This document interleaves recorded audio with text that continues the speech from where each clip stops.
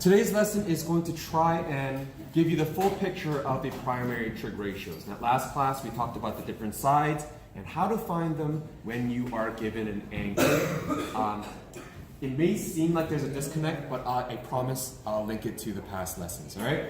If you have y equals x plus 3, and x happened to be 8, so every single time x is going to be 8, every single time y is going to be 5, okay? If x was 8, it would be, well, 8 plus 3, it turns into 11, right? And if y happened to be 5, then what? How would you get x all alone? Break the 3 over, so it would be 5 minus. Right, so how did you know it was bringing it over as a minus? Because when you break the numbers over, you have to subtract the number from one. Not necessarily subtract, because you know every single case is going to be different. Well, yeah, but like, it depends. If you have the addition sign, then you would have to subtract it. So why subtract? Because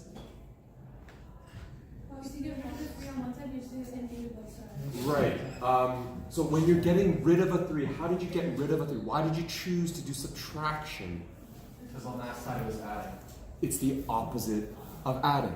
So you choose whatever the opposite is. That's all I was looking for. So if it's minus 3, x is going to equal 2. So in the same way, instead of addition, I now have a subtraction. Very simple. One second, Isabel. If x equals an 8, simple enough. 8 minus 4, 4. But in this case, if y happened to be the 5, how do I get x all alone?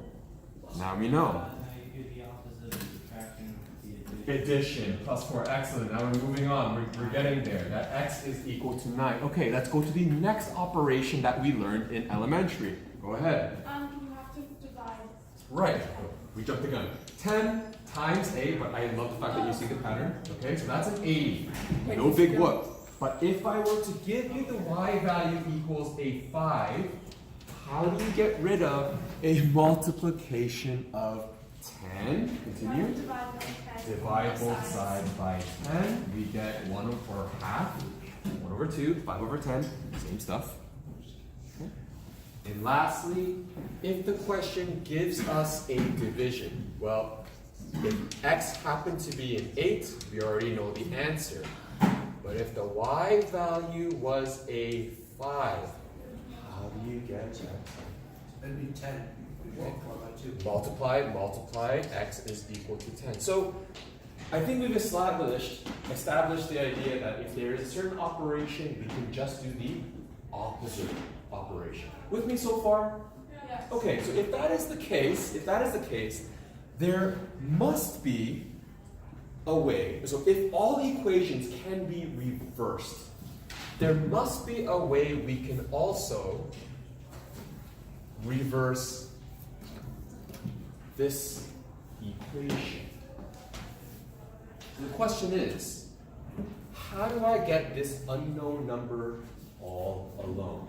So by default, we would be looking for opposite. How would you do an opposite?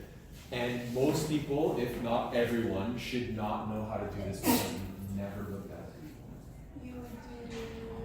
You want to give it a shot? How would you multiply by the... It's a thought, right? Because you think that because sine is right next to theta, you would think that there's a multiplication in between.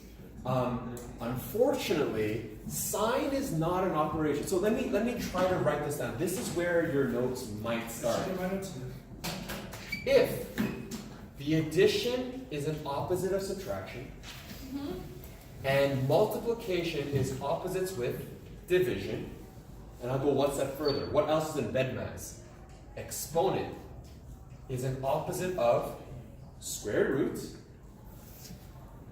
What the heck would be the opposite of a sine? You know, that little negative thing that you had mentioned before. Here's the thing. Sine is not an operation. What did I keep on talking about sine? What was sine supposed to represent? It's a function. Last class. We haven't learned functions, that's very lot of stuff. So let's remove the word function, although you're right. What did I describe sine, cosine, and tangent as? Something about the sides. Something about the measurements. Ratio. What the heck is an opposite of a ratio? There's no opposite to a ratio. Right? So what do you Or what's an how do you reverse a ratio? There's no real way. So the idea is this. Okay, so I'll write a little note. Recall. No. We'll get to that. Right? So if there is no reverse operation, the next question is, well, what if we want to reverse it? What do we do? And so we think of different solutions. Here it is. So recall, sine is not an operation. Okay? It is a way to represent a relationship.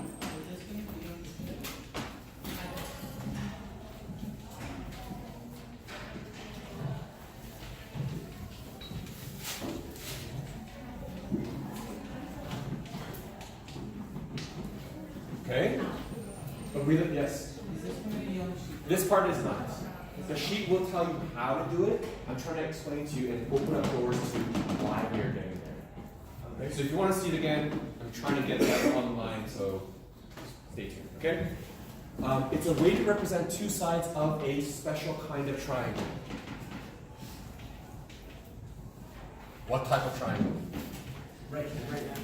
Right angle. So let's do this. Okay? I feel like in math and especially in science, it's really good to have your own symbols to shorten and make notes more efficient. Make up your own symbols if you want. Make it personal. Okay? To the point where, never mind. Let's talk about that afterwards. Okay? So in other words, there is no true algebraic reverse of sine. And so we sort of create it. And that's where someone said arc sine. Someone said that. Is that you? Yeah. Yes, it's called arc sine, but I'm not going to introduce that because that's something that you sort of dive into and explore more in grade 11, grade 12, and of course in university as well. So, for the moment, let's focus on triangles. Instead, this is what we write. Okay? This part right here, this is what it turns into. If the ratio 1 to 2 came from sinusoidal relation,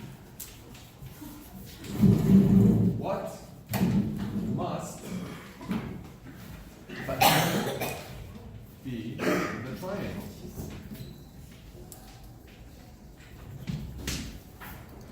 That's what we're asking, isn't it? As we follow a circular pattern, right, up-down pattern, a predictable circular pattern, if the ratio of, what was it, sokato, opposite to hypotenuse happened to be a half, what must? Sinusoidal is a repetitive, right, predictable wave pattern that follows a circle motion. Yes? It's the angle. Right? So that's what I mean. So what this is asking is, last class we were saying if the angle was this, what was the opposite side? What was the hypotenuse side? Now we're going reverse. If the ratio is this, what was the angle? That's what we're asking.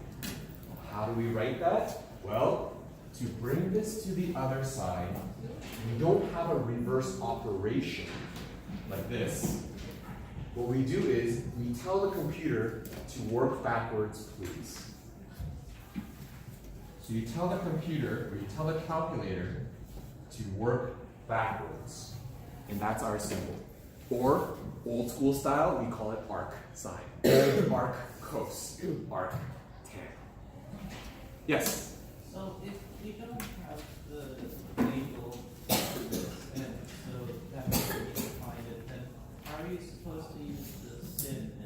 But that's the thing. That's the beauty of it. Remember, if, let's pretend this is my angle, right? Let's pretend this is my angle. If opposite was a 1 and the hypotenuse was a 2, I don't know what the angle is, but I'll guarantee you right now that if I draw it, that angle will be fixed. It happened, that angle, that number, this mystery number, pops up every single time. Right? Because there's a relationship. And so we tell the computer, okay, I know the ratio is 1 to 2. What angle gets me 1 to 2? And it causes you to sort of work backwards. Right? It looks at the ratio backwards. So how do you plug that into the calculator? Sine theta of 1 over 2 turns into what is the angle if I do the inverse of sine using the ratio of 1 to 2. And this is what you put into the calculator. So now that I asked you to take it out, right? If you have a business calculator, it's a little bit different. But what I'd like you to do is look for the way you put -1. It should involve the number of the shift button. So on your calculator, look at the sign button. Right above it, there should be sign -1. So I have to answer this. So this is what you do. A typical calculator will be, you press the second function or the shift function, press your sign, and you should get a -1 popping out of there. But you have to put the. And when we do 1/2, it's 2.5. You can do 0.5, and then you would do, open a bracket, 1 divided by 2, close bracket, equal sign. What? You do the 0.5 before and then. Oh, if you have a business calculator or you're playing around with an iPhone, the built-in calculator will cause you to do 1 divided by 2 first. So for Isabel, can you do 1 divided by 2, which is? 0.5. And then do shift sign. What do you get? 0.5. 30. 30. Yeah, I got 30. So a ratio of 1 to 2 is going to be given when the angle is no other angle makes it a 1 to 2 I just ratio. don't get 30.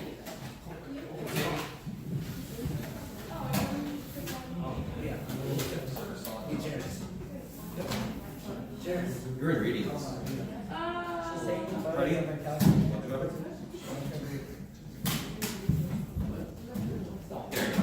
Okay? Yes. Questions? This is it. So, in total,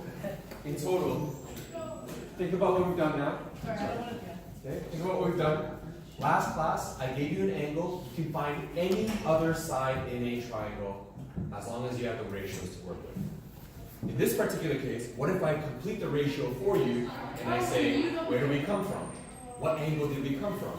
Now you can do the reverse. So when you gave us last time, like the angle, that was what the beta is, and at this time we were trying to find that. Exactly. I got